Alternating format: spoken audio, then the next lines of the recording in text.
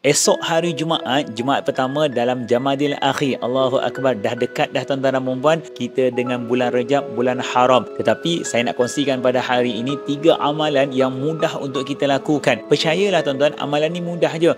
Tak ramai orang mengamalkannya, terutama pada hari Jumaat. Apa dia?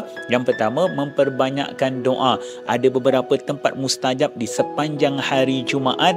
Tolong pilih tuan-tuan dan perbanyakkanlah munajat kita kepada Allah. Yang kedua, bersedekah walaupun hanya dengan RM1. Banyak kalam ulama yang menyatakan keutamaan bersedekah walaupun hanya dengan sedikit di hari Jumaat.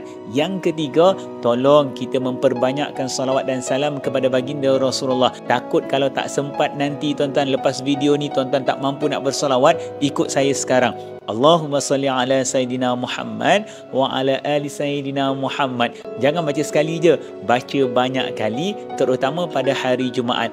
Moga Allah permudahkan urusan kita untuk melakukan amalan yang mudah ini. Tapi percayalah tuan-tuan dan puan-puan, walaupun ia mudah, tak ramai orang yang mampu melakukannya. Kalau ia bermanfaat, tolong sharekan kepada orang lain agar kita mendapat pahala yang sama seperti mana mereka melakukan kebaikan ini. Moga Allah mudahkan segala urusan. Alhamdulillah. Jom berterima kasih kepada Allah.